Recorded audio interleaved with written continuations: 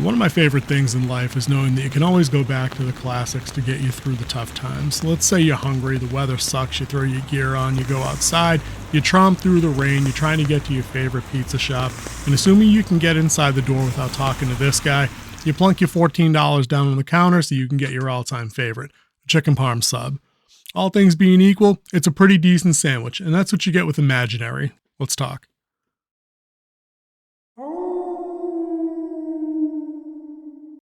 So I just finished up the chicken parm sub that was Imaginary, and I want to throw a few thoughts out there.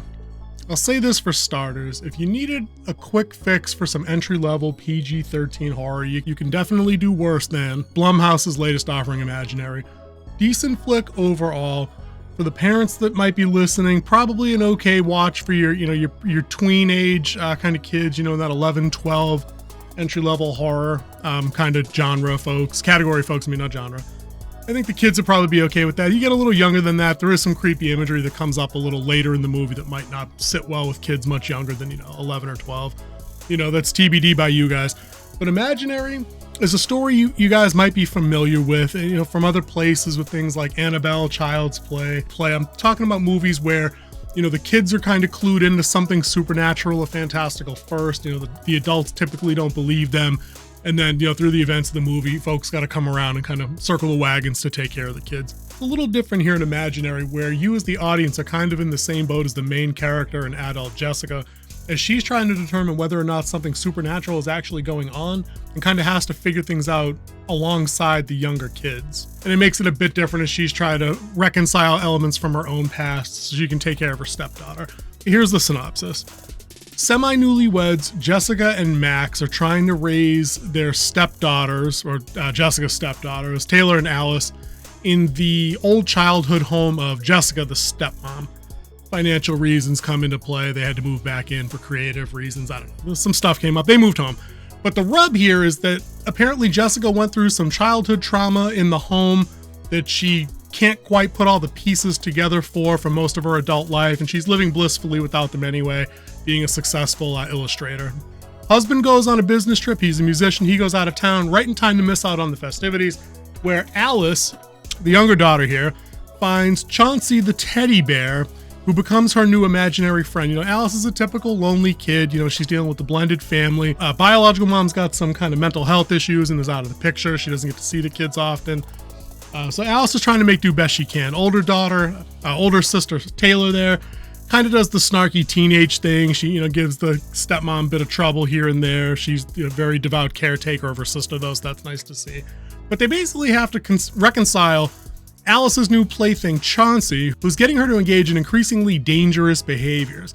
Now, it never really goes anywhere super creepy or super gory, because you gotta remember, this is a PG-13 movie, so it's not gonna scratch those kind of tension itches the way something like The Conjuring or Sinister might have done for you guys. It didn't for me. The movie is basically them trying to figure out whether or not what Alice is seeing is in fact imaginary or not. I know I said the thing. Performance is pretty solid all around. A couple of odd duck performances that I think are mainly the fault of the writing and the direction. The main cast is fine. The actors that played Jessica and the two girls, the two daughters, were fine. Especially younger daughter Alice, like when she gets emotional or frightened, like if you've got the parenting gene in you, you're gonna feel it for the little girl, and it makes you want to punch the teddy bear right in the mouth. Older sister, snarky teenager, didn't really go nails on chalkboard like that character can sometimes do for me, and I appreciated that. And then the lead, I thought she did the best she could with what they gave her. She had an opportunity to get emotional and tearful, and a couple of opportunities to throw some anger out there at the end, so we got to see a little bit of the range there. It was nice. Effects wise, I'll say this, the movie got off to kind of a rough start. It put one of its main monsters on the screen early, and it looked rubbery and fake as hell in CG, really bad CGI, and it just did not work. So I was kind of like, uh-oh, this is not gonna be a smooth ride after this. But they actually recovered. They got away from any over-the-top special effects, ghost light, ethereal weirdness until the end, where they did kind of engage those themes a little harder.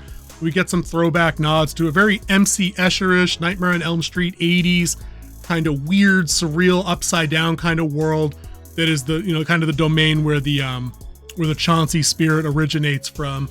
Some plot twists happen. They're kind of interesting, but they were kind of telegraphed along the way. And then we get this really, really obnoxious carpet bombing worth of exposition from one of the more poorly performed. And again, I don't think it was the actor's fault. I think it was the writing and the direction. But we get an exposition dump right as we're going into the third act, like that final showdown.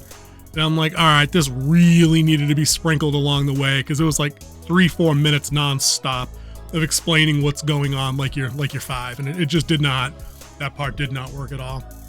I think the story here is really what sells Imaginary as the watch. You know, if you're into the creative writing space, if you just like, you know, that kind of fantasy fiction in general, the imaginary friend thing is kind of a genre, or, you know, a subcategory that everybody kind of understands from the get-go. We were all kids. We all had favorite toys that we played with. We might not have had dedicated imaginary friends, but we know what it's like to kind of role play different stories with these toys and, you know, imagine the adventures we would go on.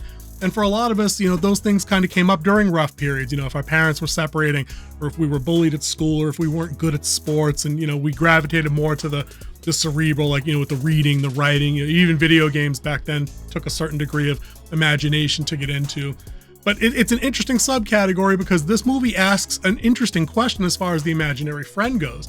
It's what happens if the imaginary friend isn't ready for you to grow up and for you to put it away up on a shelf. And I thought that was a really interesting take. Like, what would the consequences look like if a supernatural being whose life force is sustained by bonding with a human child for non-malevolent reasons is then suddenly deprived of the means that it survives by?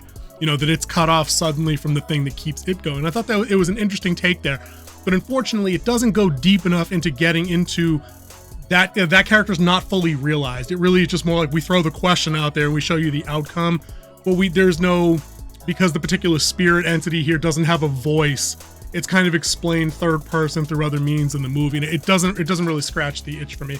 But it was interesting enough to consider, and I did appreciate that. I think all in all, this is a better movie of the sort than, I think I just watched Stephen King's Boogeyman a few months ago, and it kind of reminded me of that. They're very similar, not quite parallel, but there were similarities to be drawn there. But this movie gets you much, much, much, much, much closer to a character that's likable in Allison and Jessica than the Boogeyman offered. So it made you're more empathetic to these characters, so it made for a better movie overall. I think all in all, Imaginary, if you're in the mood for something hard-hitting, you just got to remember that R rating, and it's not going to get quite to that level, like I said, of maybe like a Conjuring or a Sinister. It does sit somewhere a little lower in terms of the hitting and the tension. It's not quite up on that level of something like Insidious or even early Paranormal Activity, where we get the long tracking shots and we're just waiting for the other shoe to drop and get like a big payoff, or even a jump scare here and there where they're offered. Don't really hit in this. So I think at the end of the day, I probably got to give this a 6.5 out of 10, which on this channel is a decent score. It really does mean average here. We don't give out 10s willy-nilly, because everything can't be a 10. It's like they said in The Incredibles, if everything's special, then nothing's special. So 6.5, if you got nothing to do next Saturday and you're still waiting for Ghostbusters and King Kong and Godzilla to come out, go check this out. If you haven't seen Doom, go see that first and then go see this. But Imaginary, 6.5 from the winner Wolf's Den. We'll check you guys on the next one.